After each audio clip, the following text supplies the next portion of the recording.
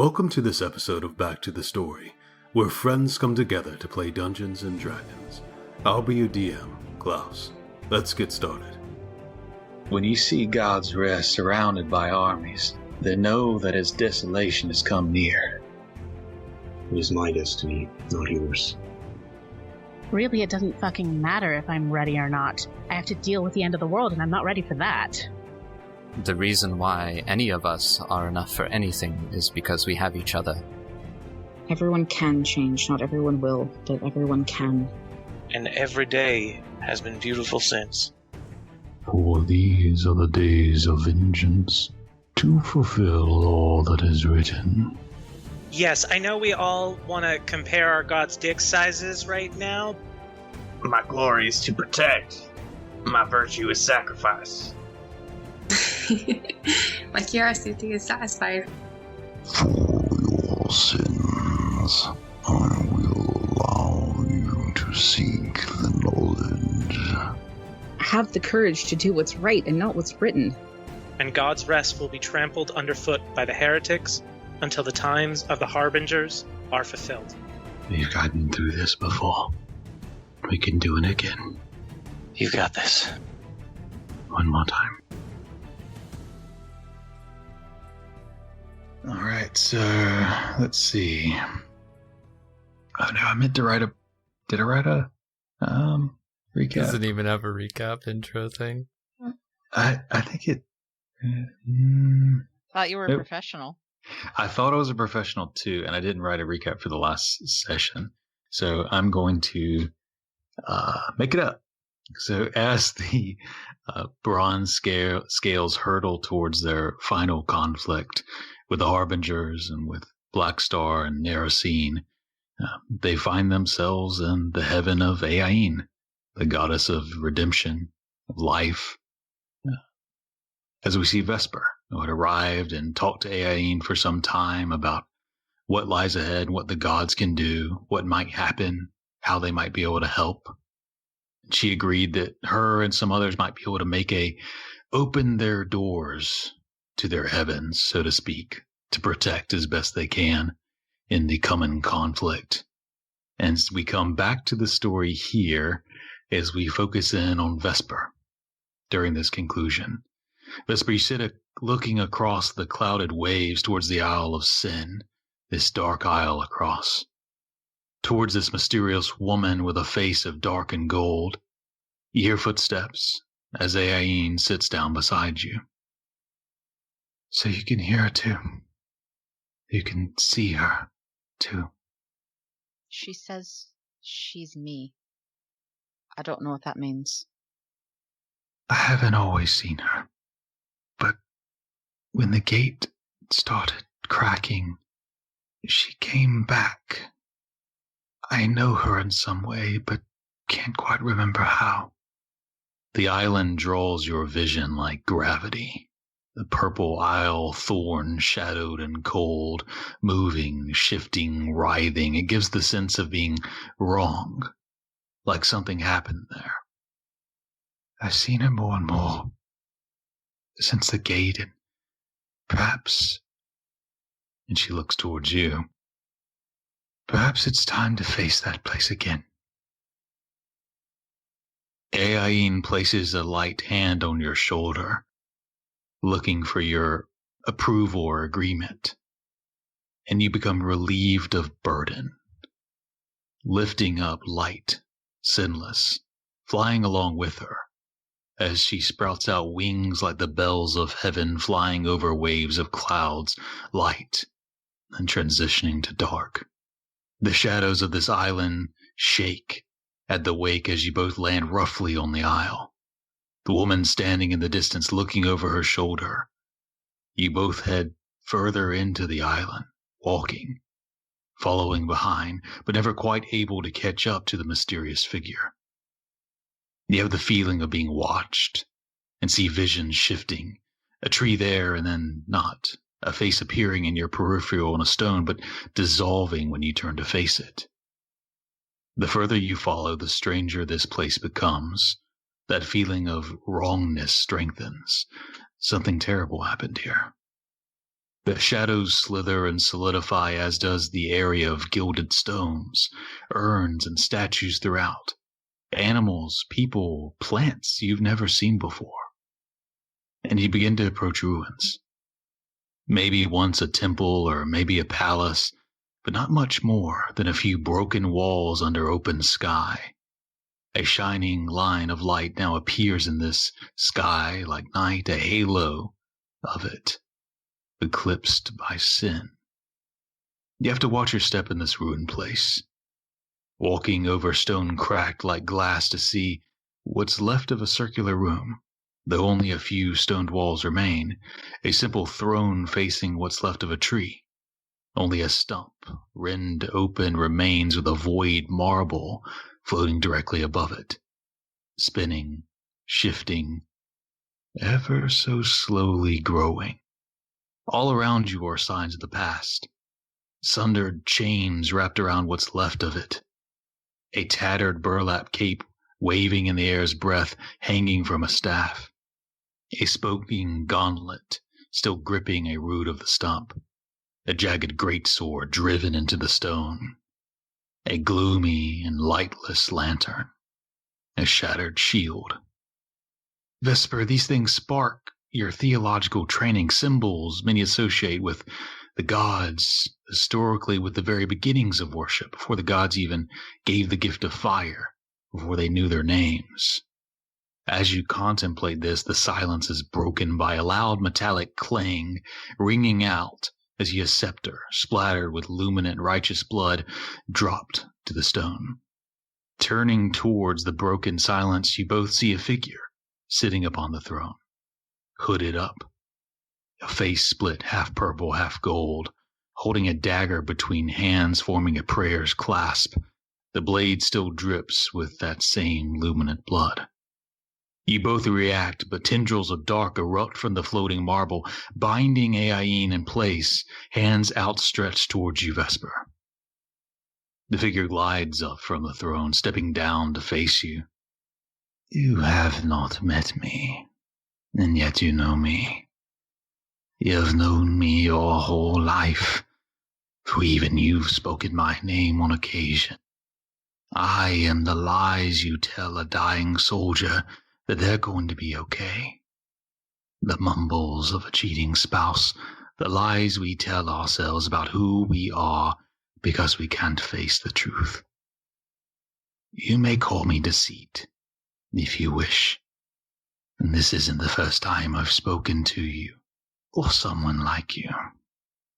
She turns and looks towards the dark and expanding marble. This isn't the first time we've seen the Annulus come, for I am one of the ancients. She looks around at the ruined scene. We began this a long time ago. These cycles. We sought to save something. I can't remember why. Her eyes are distant as she shudders and glances at the dagger in her hand, almost withdrawing from it, as she looks down to the bloody scepter on the ground. I made a choice a long time ago, one that echoes through the cycles like the ripples of a stone breaking glassed waters. And now, I offer you a choice. But you must know the stakes. You and I share something, for you aren't who you seem. You were born a Crimson Harbinger, fated to destroy the Divine Gate. Those creatures would seek you in order to bring you into their fold, so I hid you. I told existence that your Harbinger was silver. I lied, and so it became truth. I switched you with another, your tempestuous friend. She holds the dagger out, as it floats between deceit and Aine. A purple tendril releases enough for Aine to reach out, and a champagne light surrounds and binds deceit for Aine's hand, shouting, Vesper! The dagger floats just between. When you look towards Aine, you see the purple and dark dagger shimmering. And when you face deceit, you see a golden and light dagger. To deceive is to know the truth. Face it. Reject it fully. To deceive. To take on the burden of sin, the power of the sin's Annulus. You have to deceive. And the greatest lie is cut with the greatest of betrayals. Do it, and you'll know your true self. The version of you with power beyond this world. Aine whispers, Vesper. Her wings retracted, holding the image of a mere child. Vesper. What do we see as Vesper makes her choice? We see Vesper conflicted, looking between the purple and golden daggers. And most of her conflict is thinking of Ellery and the fact that they were switched. It's sort of a breath of fresh air for her, I think, to know that she was this sinful creature and is meant to be, because of all the times that she's made her mistakes. And then she looks to Aine, who is not what she thought that she would be, who is here helpless and not the all-powerful being that Vesper once thought she was, but a flawed and fallible being, much like Vesper herself. And Vesper finally looks back at Deceit and shakes her head. I don't have to be what you're telling me I should be. I can be better than that. I don't need your power if it means giving up my soul. And she will take the dagger and plunge it into Deceit. The dagger plunges in as the tendrils of both dark and champagne release. And as the dagger is pulled from Deceit's stomach, purple blood thick and coagulated begins to drip and soak her clothes. She smiles as she says to you, Vesper, you are a liar. There's a terrible tearing noise, like the ripping of fabric and the grinding of stone. The dark marble begins to fall with great weight and burden, pulling into its singularity everything. The relics of the ancients, the stump, the throne, the ruined walls, the cracked stone under your feet, the air itself as the marble sinks, pulling the island with it, and it pulls you too. Threatening to crush you in that collapsed place, you struggle to grip stone, disintegrating to sand, the very dimensions of this place warping. You hear the crisp ringing of bells in an unholy night. They sound what you'd imagine the stars in heavens would whisper. Suddenly, all the bells of the temples and abbeys are found lacking by comparison. These wings of bells thrust from Aine's childish form like the strings which hold up the sky. They wrap around you as she resists and pulls against the strange dark marble, a representation of the Annuli. The entire island collapses down into that marble, which grows to the size of a golf ball. And then an orange. Vesper and Aine suddenly flying out from that darkness like a wild animal whose tether cut free. You both land upon the broken bridge, turning to watch the island of sin collapse in on itself and sink into nothing. The champagne sea of clouds below roll over the dark void, erasing it from the seven. The rest of you, the rest of the bronze scales, hear and see this island break and sink as you move up to find out more and see Vesper, your smoke genasi friend in dark clothes, walking tall next to a teenage-looking Aine, though the goddess's wings stretch back, filling the sky behind them. As you gather back again, you can see Vesper's eyes glowing that gold-silver champagne color. As Aine turns to you, Vesper, never have I had someone do what you could do. I hope to offer you a gift, if you will accept it. If you would come here when your work is done. She pulls 2 feathers from her great wings, folding them and placing them on the back of you, Vesper. They glow into a blinding bright light as wings of light erupt out, ringing like bells, and your eyes of champagne silver gold glow like swirling cumulus clouds. As the light begins to fade back to where you can see Vesper, eyes glowing, wings of light. I sanctify you as Saint Vesper. When your work is done, I hope you will return to me, for you always have a place here. That was always the plan. She smiles as she retracts her great wings and embraces you in a hug. A childish hug for one at least half a foot or more shorter than you. Vesper will hug her back. When you're ready, I can send you. I can get you close.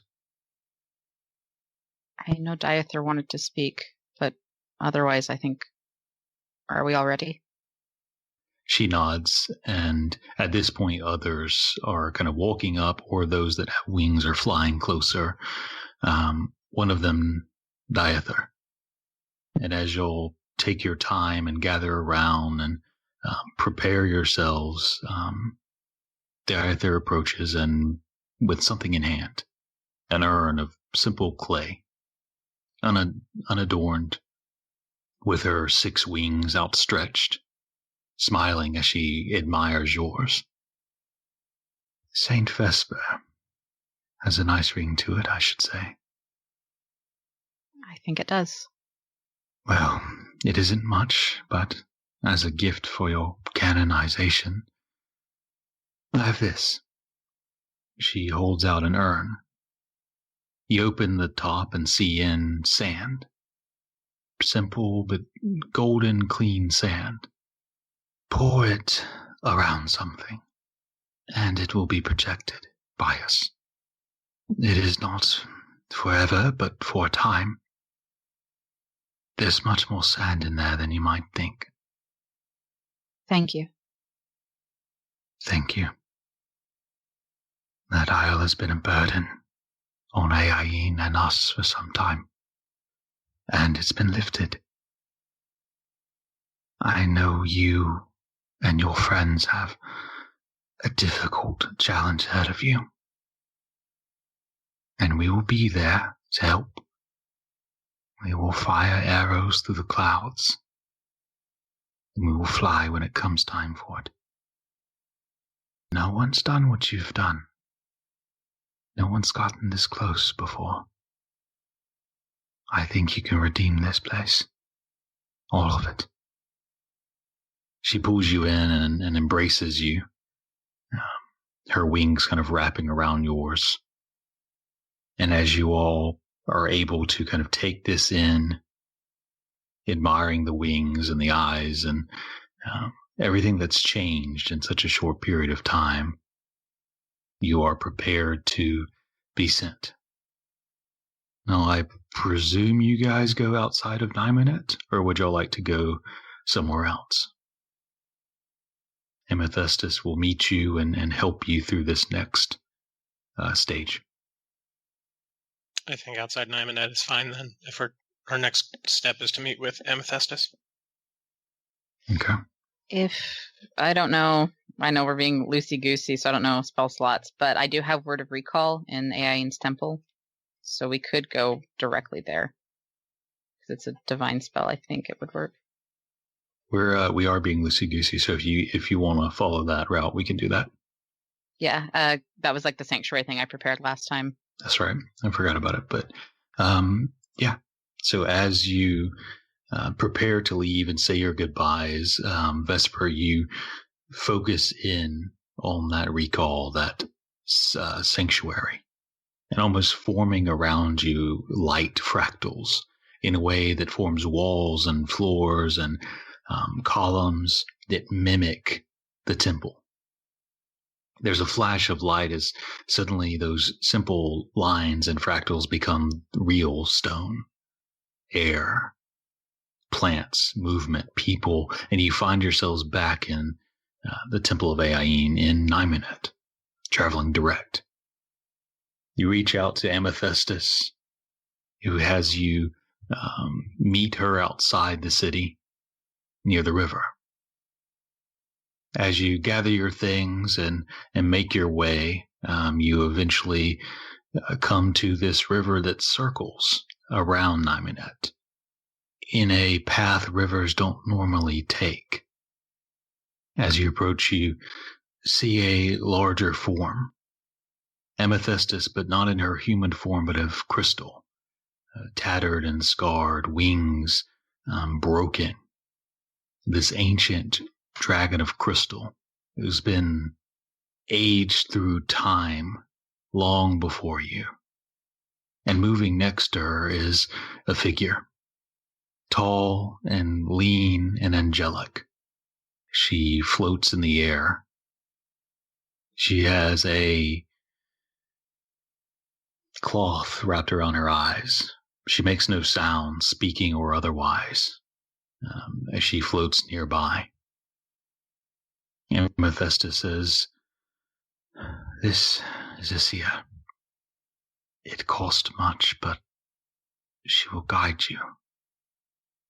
She will guide you through the river of mystics and to the well of visions. Although it will be up to you to travel the rest of the path." The seer, forbidden from sharing some of this ancient mystic knowledge, removes her blindfold. Her eyes shut tightly as she opens them, her eyes quickly dilating and reacting to the light. She lands suddenly, unable to fly. You see her form shift as she speaks the words and raises her hand out to the waters, which part of them seem to still and change direction, darken as flecks of light, gems and comets and stars and images of faces and people and plants and buildings move about in it. A different river. She ushers or gestures for you to come. And she speaks. This mute seer who has previously said nothing for her entirety of her existence tells you to come as you are, for you can take only yourself to the river of mystics. She gestures for one by one. She helps to baptize you beneath these waters, these strange and different waters that she's guiding you on this path. And she tells you to hold your breath as long as you can. And under these waters, the depth seems to expand. Waters far deeper, because you can no longer feel her hands or her presence. Water far above you and below and in all directions. The lights flying and shooting around these dark waters, images shifting as you float or sink based on your burden. A personal representation of maybe your soul, your essence. It's unclear. Do you float or do you sink? Meli, do you float or do you sink? Meli floats up. Ellery, do you float or sink? I think Ellery sinks. You sink deeper into the waters. Ball? Sink as well. Ball sinks as well. Amsen? I think Amsen floats. Floats up to the surface. Felix? Felix floats. Does not care. Felix floats towards the surface. And his eyes may be rolling the entire time. And Vesper, do you float or sink? She starts to bob, like kind of starts to sink, and then pops back up to the top and floats. Okay. Floats to the surface. As you begin to sink or float, tumultuous waters flow around you, rocking and lifting, dragging. The sounds seem to deafen as you're blinded by the white bubbled rapids. Your mouth and lungs are filled with waters. As you come to coughing, nude, on the bank of a river, You turn to see the river's maybe only 200 feet wide, but dark and deep, swirling comets inside. Some of you who sunk are on the left side of the river. Those who floated are on the right. You feel that you aren't physically here. Your abilities, your spells, weapons, it's all gone. It's just you, who you are. The seer guides you along this dark river with clouds on each side, beautiful and dangerous, mysterious and striking, these deep knowing waters, auras of visions, glows shifting like creatures in the waters.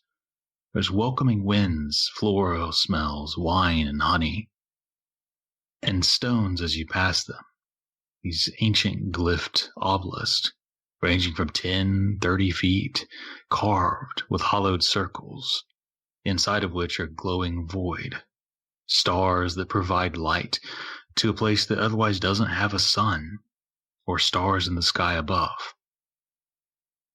There are these auras like northern lights from these stones, expand into the sky above, and dance ahead as the river bends forward. There are some cloth, simple garments on the stones, laid out, seemingly the right sizes for each of you can use if you choose, and a stone walkway that leads along the winding path, walking next to the river on each side. As you move, there are tempting visions, shapes urging you to touch the waters, a promise that something could be different, something could be changed, something could be better. It threatens for some of you to get lost in it as you walk along it. Along the path, you begin to come closer, and the waters flow with honey and wine, smells of calm. Songs and lullabies seem to ripple from the sounds of the water moving. You can't see a bottom from where you stand.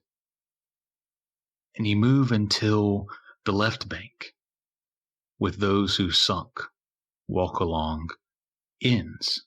There's a cliff that falls down to clouds and nothing else. The mystic river cascades down waterfalls below, but no path for those on the left, those who sank. The right bank has stairs down that zigzag down safely. And there's a bridge, a broken bridge that crosses the left and right banks, severed. There are stones here, but it takes burden, it takes effort to rebuild it. Who takes on this burden to rebuild this bridge? You can feel the more you have, the slower you can move in this metaphysical place. The tougher it gets just to continue. Who takes on this burden? It'll let Ellery and Ball get back to us? Yes. I'll do it. Okay. So Vesper kind of leads as you replace the stones and put them back. And it's less of a physical toll, but something within you. Whether it's your soul or your essence or whatever you want to call it, your psyche, it takes something from you to do this. In Vesper, you find yourself slowing in movement as well, feeling that burden weighing you down. But the bridge is built, and those on the left are able to cross back to the right and continue down the cascading stairs, entering into a dark valley. The light from the river, its stars within dimming, dark mist clouding with storms, thunderous shaking, rain which falls upward from the river. You can hear thunderous horses in the mist to either side of the river. And ahead is a dam that blocks the river's path. It's made of dark glass, sharp spikes. The water rebels and waves crash against the dam but can't proceed. Who breaks the dam? It again takes burden. Sounds like something Ball will break the dam. Okay. Ball takes on further burden, slowing himself even more. as you take on that burden to crack and break the dam. Eventually, stone after stone of this strange dark glass, it eventually gives way as the rushing waters storm through the rubble, washing away that strange glass, sinking into the mystic river. Storming clouds lighten. The rain stops and falls back down into the river, cooling. The water's calm. The horses reside in the dark mist to either side, return to their white clouds, widening away from the dam. You continue until you see something rising up ahead, a peak of some sort. You see the river flows down through this valley of clouds until it reaches this peak of mist. The path follows this river, stone steps, and you see a waterfall. The river flowing upwards, upside down, up towards the peak. This strange mountain, strangely circular. The base of the mountain is misty, of clouded and stone, and there's a narrow path going up. A difficult journey.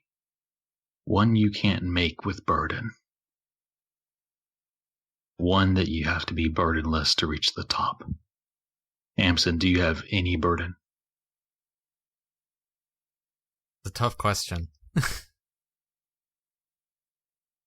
To not have it would be an exemplary thing indeed. To have it would require others, your friends, to take it from you, to allow you to reach the top. Does Amsen have burden? I would think deep down inside he probably does. At least some. Who helps relieve Amsen of this burden? To allow him to climb this difficult path that you can't make it all the way to the top with burden. It doesn't have to be just one person. But who would help Amsen in this? Ellery. And Ellery how? will. Okay. And how? Vesper too. How is a good question. Could be words, a hug, a handshake, literally taking his pack off his back. However you think your character would do it. I think Ellery goes up to Amsen, and I think she puts her hands on his shoulders and looks up at him, and I think she says, "You've always been the one who lifts me back up when I fall. The one who helps me keep going, who's a light when it's dark." The words hang in the air, Amsen. But their force, their weight behind them greater than the sum of their characters as you feel something relieved, something pulled from you. And Ellery, you feel it land on your shoulders. You take it in. You feel exhausted, tired, not just physically. Your being is tired. As Amsen, your burden lightens nearly enough to be able to make the climb. I think when that happens, Amsen will say, "Thank you, Ellery. I'm just sorry I haven't been completely honest sometimes." I think there's a look of confusion that crosses Ellery's face when she hears Amsen speak. And then she kind of grins a little. "You've worked too hard to lift other people up. Let us lift you up for a while." Okay. And I give him a hug. Amsen hugs back. Vesper? Vesper will step up and take Amsen's face in her hands and kiss him. And I think as she pulls away, that weight is pulled from him. And she will smile and rest her forehead on his and just say, "I love you." Amsen will smile and he'll say, I love you too. More than anyone could ever understand. You've got this. He'll sigh and say, I guess I can stop worrying about things for a couple minutes. I will always be here to help you carry your burdens. And Amsen will give her one more kiss as the burden lifts from him, I guess. And you feel lighter than you've ever felt. That strange feeling. You imagine when people say that you feel like you're walking on air, this is what it feels like. As you look up towards this mountain, the narrow path curving around it, stretching up, as you put one foot in front of the other and begin to climb. The others, the bronze scales behind, begin to sit down, their burden weighing upon them, as Amsen trudges forward and begins to climb. The path is narrow as it curves around this mountain, and a difficult climb, rocks sliding, stone without handholds in places, narrow gaps where you have to put your back to the stone and hope you don't fall. And the further you go, the harder it is.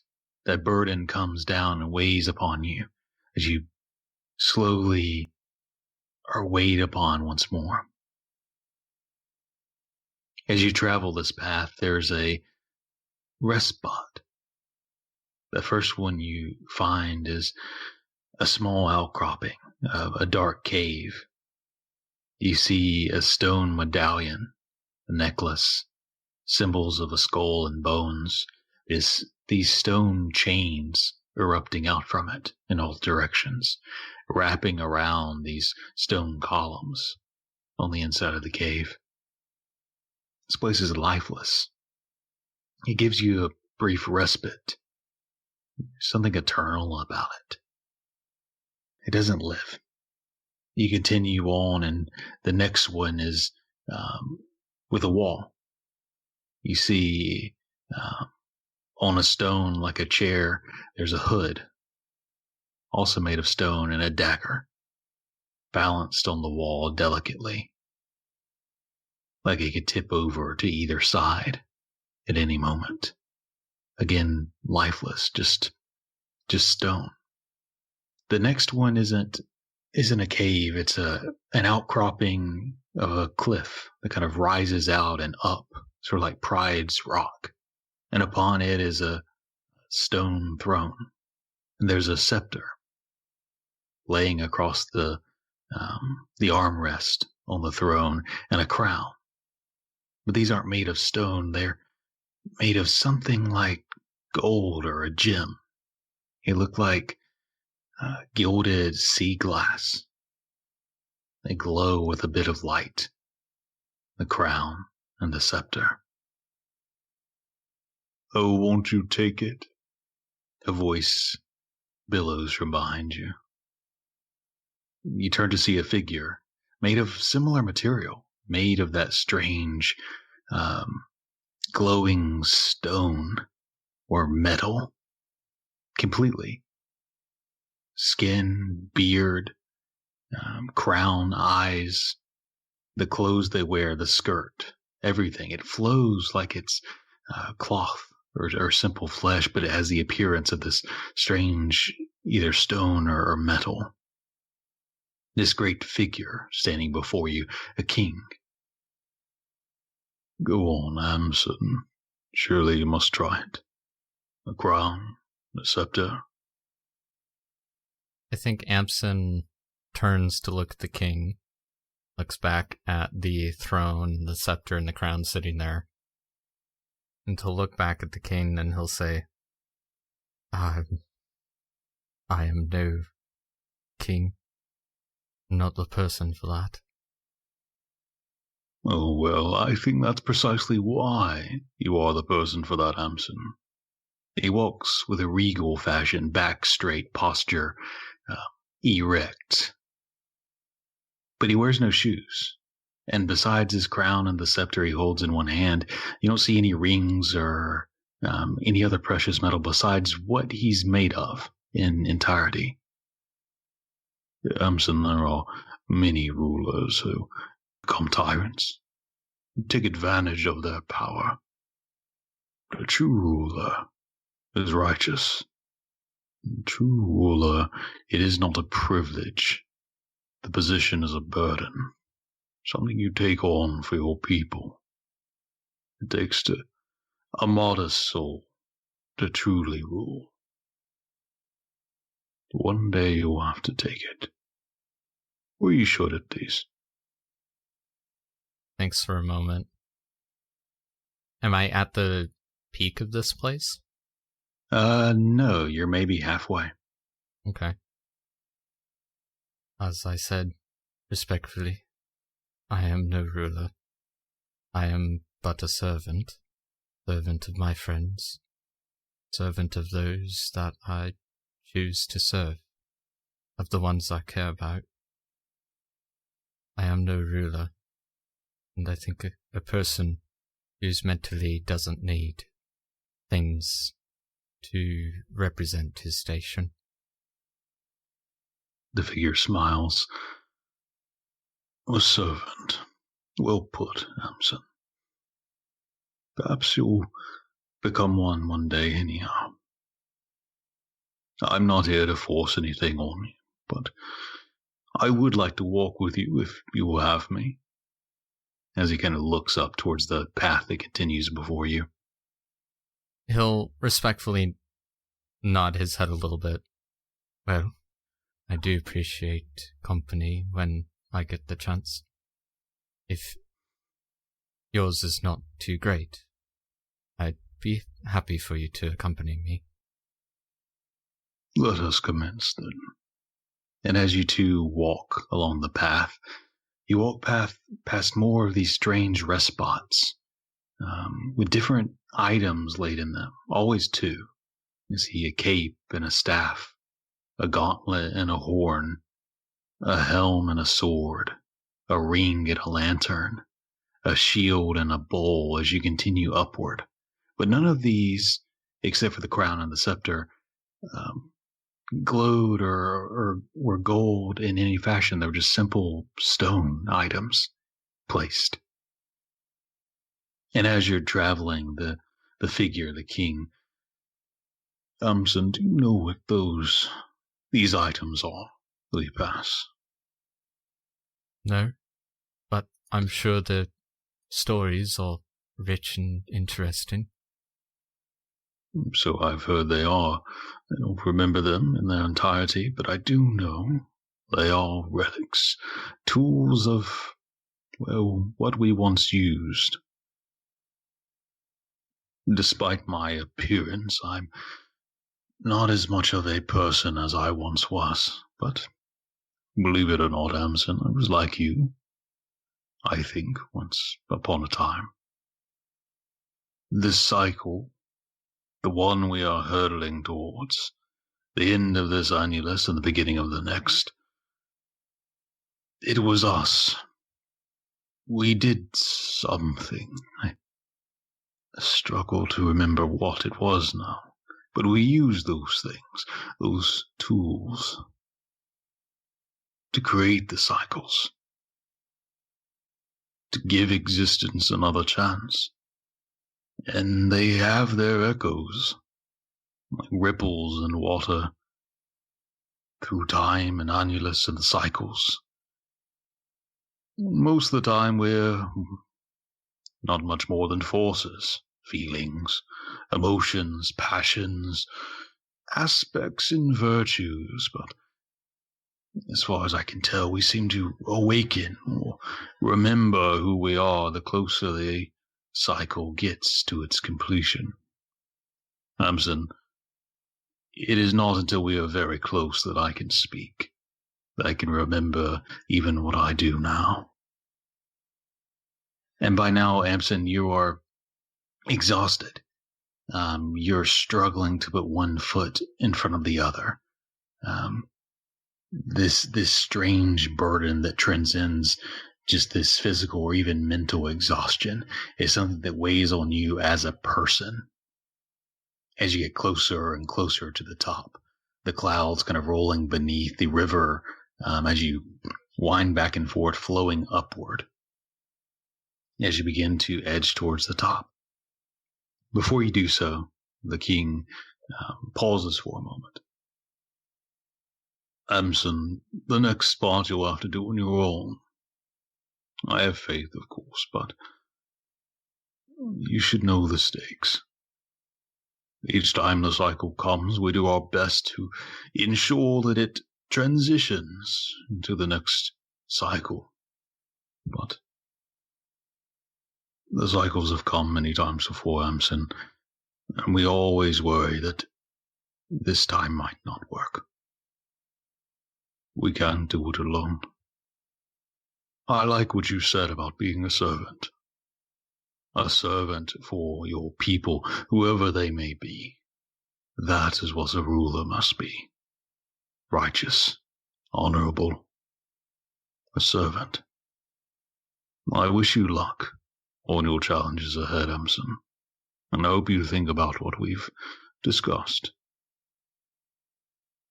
He puts his hand on your shoulder, a warm feeling like sunlight, and you feel just a bit of that burden relieve itself.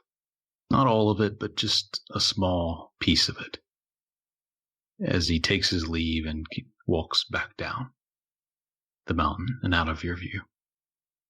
Cresting the top, you see the top of this mountain is flat, like the peak has been cut, leaving just a flat peak.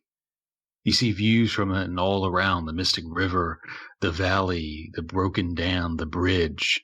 You see horses rushing of clouds, dark and light mist across these plains. The clouds dance in light shape, and you see visions of them, of your family, a ship in calm waters, a child playing on the beach, a broken sky with a red moon, and the clouds as they shift. There's other creatures here too, lithe creatures made of glass, wearing simple clothes, blindfolded, mute, deaf, praying. The river flows toward something in the center, a well, raised on the platform. And all around are ruins, old stone cobblestone. Old. There's central columns, 8 of them, in a circle. Many of them are broken at various heights, surrounding the well of the same stone. The waters flowing into it, dark, mystic. Stars and comets and shapes and visions flowing in. And it's quiet. The sound seems to flow in as well as you struggle, limping, putting one foot in front of the other towards it. This unsettling silence, the only sound is the waters, your footsteps, even your breath, breathing in and out seems to be dulled. As you approach the well, the seers seem to react to you. Though they can't hear or see, they move and step aside to create a line, a path, a procession for you to walk into what remains of some crumbling temple towards the well surrounded by the columns and the seers.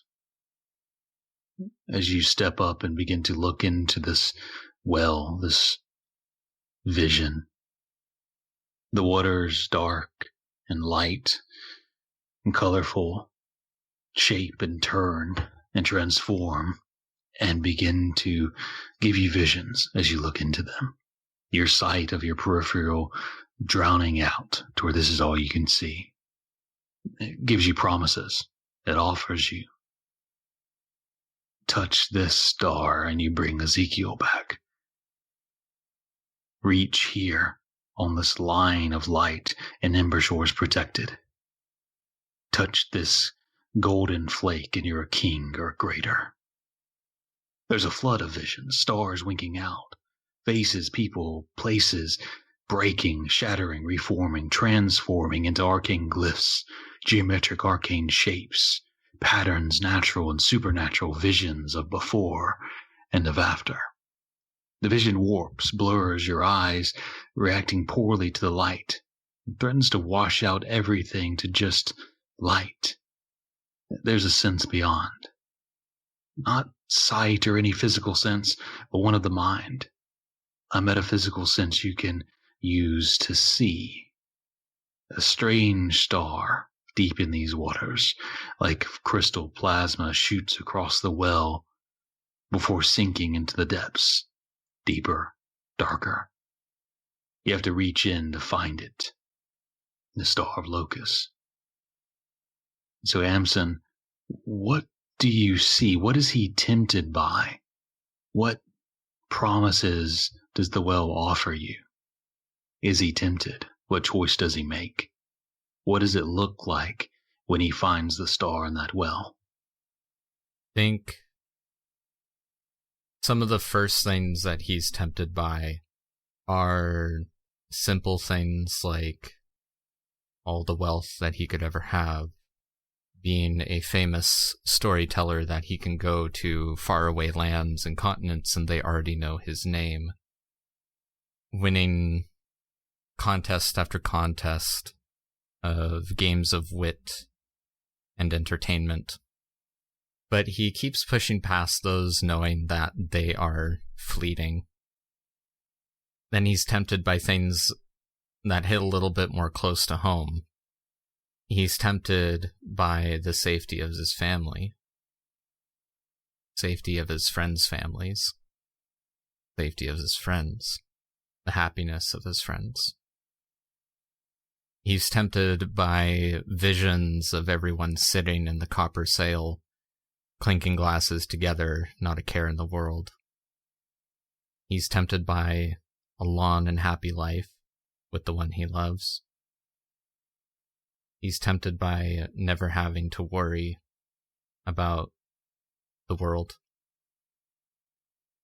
But I think as he continues to approach the thing that he's looking for, he does something that he does somewhat often when there is a lot going on around him and he just can't handle it right now. He fills his consciousness with the sound of his own breathing and tries to push everything away so that that's the only thing he focuses on. And I think at the moment where he finally pushes everything away and all he can think about is breathing normally, breathing steadily, and that's all that he's thinking of, is the moment that he reaches that which he seeks. Reaching out and grasping through this, pushing temptations aside, a flood of visions rush across your mind of things not yet come to pass. You gain a sight beyond the material, an understanding of the interaction between divination and instincts.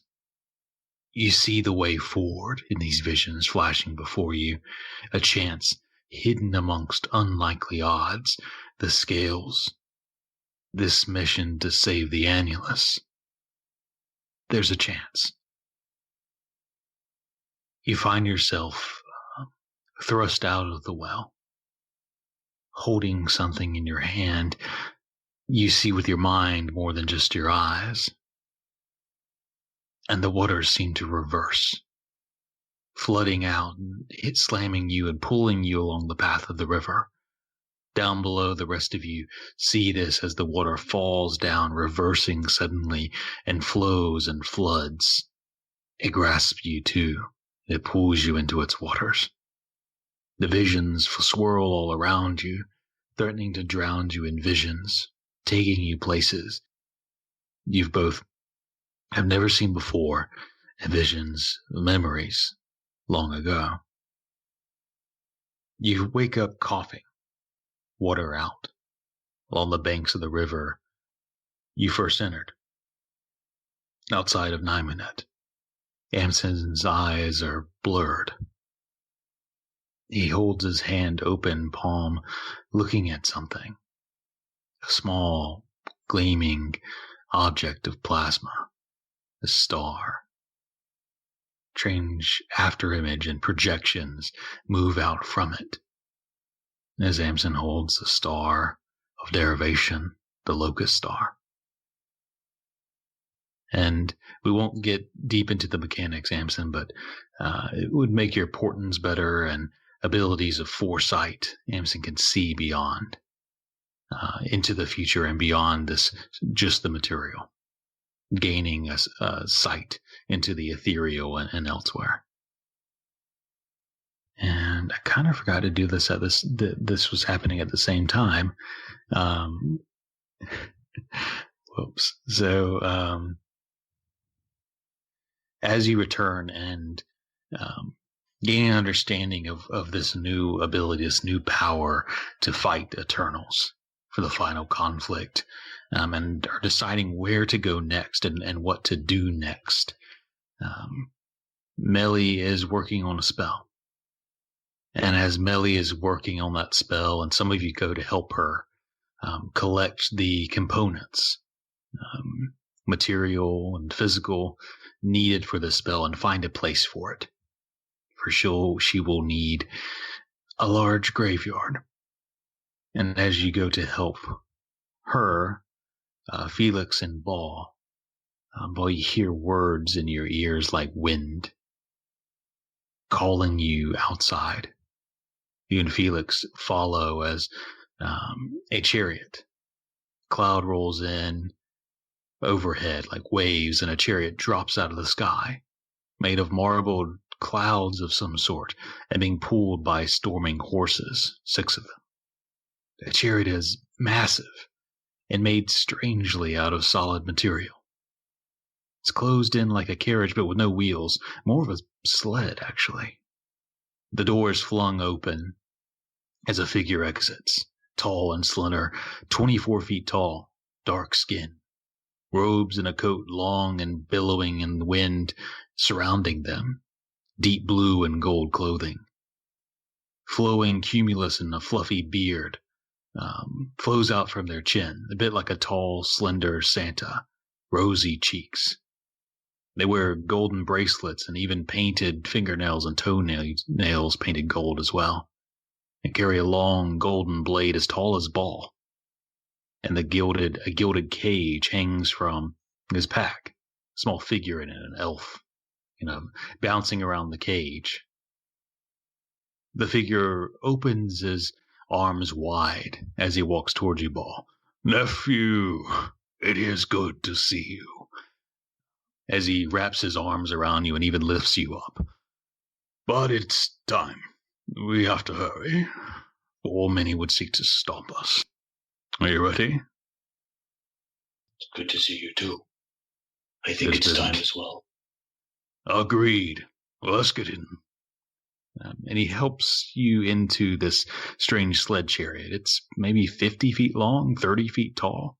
The chairs inside are not meant for figures your size, but you can kind of lay on them. And as Nimbasius gets up and takes the reins, the chariot lifts into the air with the speed of a storm, rolling up and up and up into the clouds, breaking through them, and then gliding atop them, rolling over them like planes. And you travel. And as you're traveling through night and day, the light from the east dims, the sun dims and eclipses. The throne lands fall. You heard rumors of it happening slowly. You see people below as you fly, abandoning the river and the ocean cities, heading into the hills, fleeing. You see a shattering night sky, a large crack revealed like a halo, what's left of the divine gate. There's a broken tear like a sun in the shape of a scar. And in place of it, you see 7 night suns, hanging like moons towards the east, marking the exodus from the fallen throne lands to Nymonet. Below, you see fires and tragedy and chaos, demons beginning to leak through the weakening gate. Fires as the night is lit by these sun moons. The forests are thicker as you fly too. Another anchor, one of nature, broken. The vines and plants and bushes and trees growing at a rapid pace, reclaiming the cities in a short day. Trees bursting through the stone structures and cobblestone major roads, nature forcing out. You fly from Nymenet, the wild evergreen forest, over the Ainel forest, burning in places from war.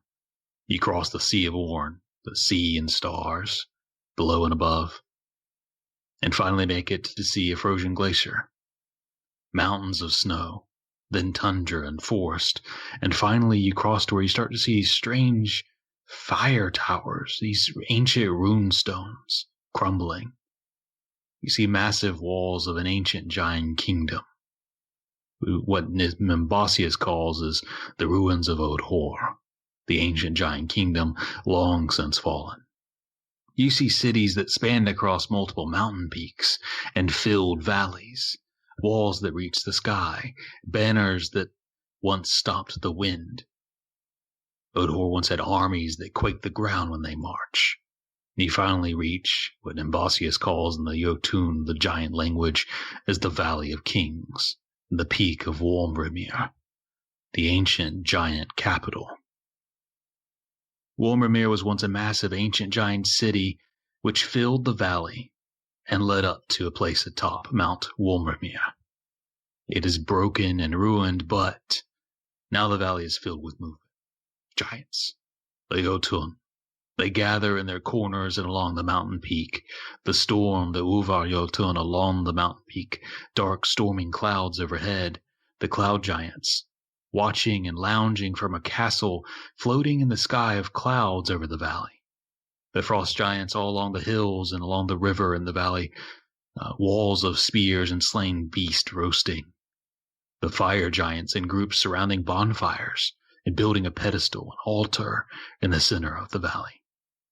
Stone giants carving and building, moving the stone rubble of this once great city, slow and thoughtful. The hill giants, the shortest among them, still taller than Baal, roasting dire boar, giant beast, preparing a feast fit for a god king. There's a summit at the base. A procession as Nimbasius lands his chariot. It's strangest first. Seeing Nimbasius, this cloud giant figure with a half-rune, you Baal, and what they see is a tiny elf, Felix. But then they seem to notice your runes in Avalmur and begin to part with respect. You hear giant language murmuring and spreading throughout the crowds. You see in a distance Fur Cinderrock, overseeing the crafting of the altar to Tyrus. Nimbasius, who leads you to see these sights, turns. Galmor, your aunt. I'd like to see you before the ritual begins. We've been waiting. We've been preparing. And now I think it's time we see this through. The return of the Father. As he puts his large hands on yours. Moving atop the peak of Wormrimir is Galmor. You find her praying for omens, sights in the storms summoned. She's cold and distant, staring off. She turns towards you, this tall storm giant, a few feet taller than even Nimbasius. Stark hair, javelins, ground into the stone at her peak where she prays for these omens. She comes to you and there's a nod. The closest you'll get. Baal, the ritual comes. We have waited for you, last son of Vladis, for Tyrus to return. We, the Jotun, must build him an Aegis, a vessel of Titan, to heal and resurrect him. This ritual, the storm giants bring omens for eyes, the great thunder eagle. The cloud giants will breathe in words spoken from the seven winds to fill his lungs. The frost giants will bring teeth of black ice, and you bring the blood of the fiery serpent through Avelma. The stone giants will bring carved bones for what's left of Tyrus, and the hill giants' flesh from beasts sacrificed, and a feast fit for return. After a few minutes, first Cinderrock joins and Nimbosius rejoins, waiting on the sun to set and the 7 sun moons to rise. You see, as the night begins to come, another moon rises too, violet and crescent. First Cinderrock approaches you, wrapping his arms around you. Son, we await a return, the start of a new age. Your weapon, Havelmer, holds an important place in this ritual. We have crafted the altar of his return and collected the offerings. The word is spread through the city, old all returning, and that you are here, that the last son of Locus has returned, and that the ritual commences. Are you ready? Takes out Avelmer, unsheathes it. I don't know if you unsheath a hammer, but he takes the hammer out of whoever holds it, and just kind of, with the top of the hammer, kind of pushes it onto the ground. He doesn't slam it, but just the weight of the hammer, it's undeniable how heavy this hammer is. And when he slams it on the ground, he looks at First Cinderrock and he says, I have been ready for some time. And the sunsets will commence. First Cinderrock, Galvmor, and Nimbosius, Ball, Felix, descend from the mountain and begin to gather around, as well as the rest of the Jotun, around this altar, this pedestal. As the sun sets and the fires light, the sun moons rise, the stone giants begin to carry something out of the deep cavernous part of the city, or once was the city, deep under the mountain of Wolmramir. They carry the body of Tyrus, broken on a slab. He's over 45 feet long or tall as they place him on the altar. The body of this giant, taller and larger than any of the others. But the figure's broken, ancient, bones crushed and broken, some missing. And chanting begins in a giant language, a song somewhat familiar to you, Ball, though you don't know how you learned it. A song that tells the tale of returning. Heavy drums beat, fires alight in the valley. The stones and the mountains quiver at the voices of so many giants. Gathering around, Jarl Bragnak Hogdag, the hill giant, brings flesh for many beasts sacrificed, a feast fit for a god king, and surround him with food, many carved figurines and giant totems made of different woods. He performs animal sacrifices, sets roasted meats around him, and surrounds the body with furs. Next proceeds Jarl Svan Tulvar and his stone giants, which bring great stone pieces to supplement the broken bones of Tyrus and replace what is missing. They bring piles of carved marble and rare stone idols. They replace ribs with stone, the broken shattered femur with marble, and a clavicle of obsidian, all perfectly and intricately carved and ruined. And then it goes to Ball. The fire giants, they walk with you, bring numerous iron ingots and perfectly crafted giant-sized armor and weapons and shields.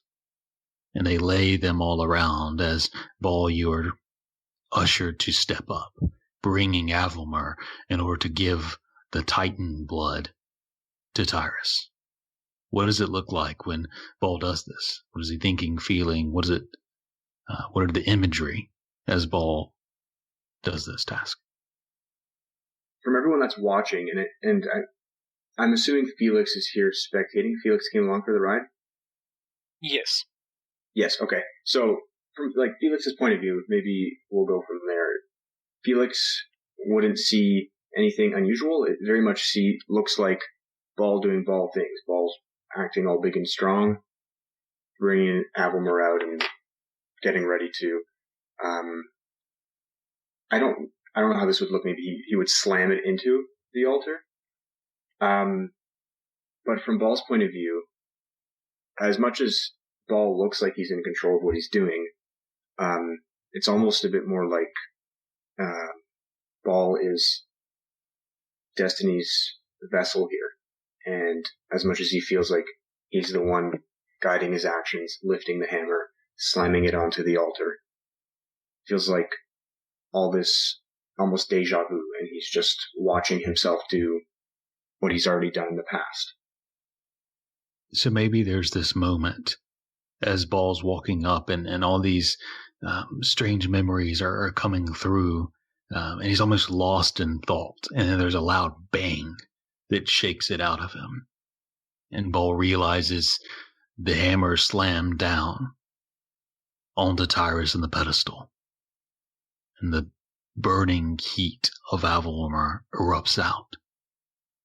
The blood of the Titan, that heartbeat, releases, creating a fountain of this boiling blood like lava, like magma, coursing throughout the body, moving and wrapping around the bones and the flesh set around him. It moves around the chest, forming and solidifying into a heart that begins to pump to the beat of the drums slamming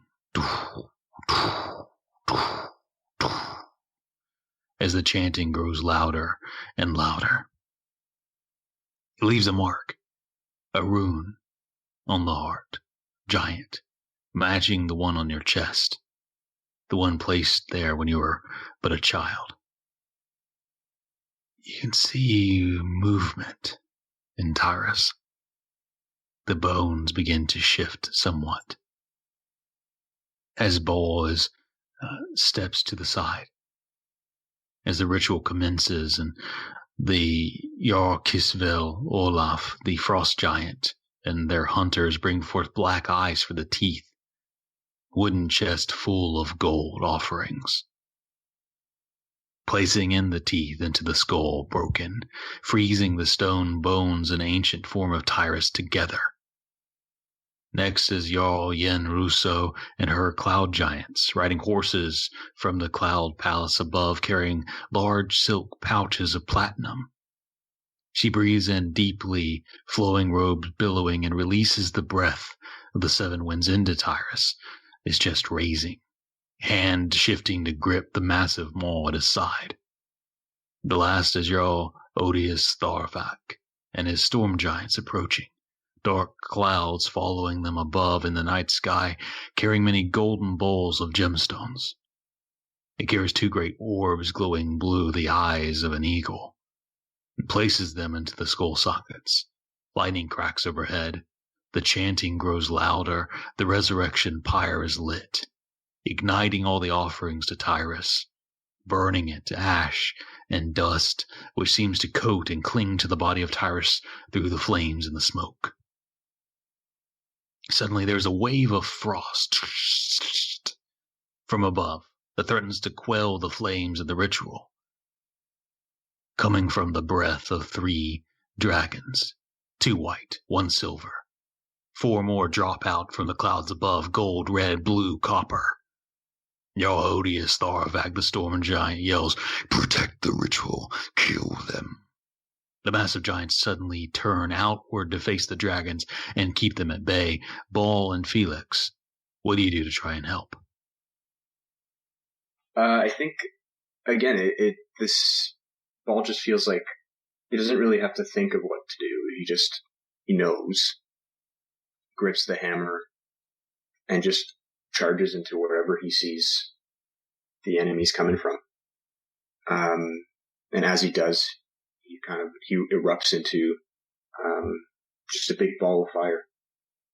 Felix is wearing his winged boots, so he will, seeing that there's really nothing small enough that they're dealing with for him to protect, is going to fly towards whatever dragon seems to be in the lead, and while creating a subtle pink orb of unbreakable magical energy, is going to try and fly down its throat. Okay. It seems like it's hard to tell who's in the lead or in charge, but it seems like either the gold or the red are the largest, crashing down upon them. As you float through their throat against their dragon's breath of flames and get inside their throat. Next step, Prophet. Yeah, I'm just going to try and charge through and do as much internal damage as like a pinball rocketing around on their inside. And then I'm going to teleport out using my neon shift with Aeon on the outside. Okay. So Felix, you pinball into the dragon, tearing their insides out before shifting out. As Ball, you rush and leap in, slamming almost instinctively Avalmer into the side of their scales, cracking them, flames roaring all around. The battle commences between giants and dragons, with Ball and Felix aiding Dragon's breath, erupting towards the pyre to try to put it out against the giants to stop them from defending it. Javelins are thrown the size of whole trees. Other giants are leaping off of cliffs and trying to drag the dragons down, crushing or tearing or pulling back their wings so they can't fly. Eventually, several of the dragons are felled. A few of them fly away and are able to escape, some giants following after. Most of these dragons are driven off or killed. The flames of the ritual continue, the smoke and ash and light obscuring the altar completely. All you see is fire and smoke.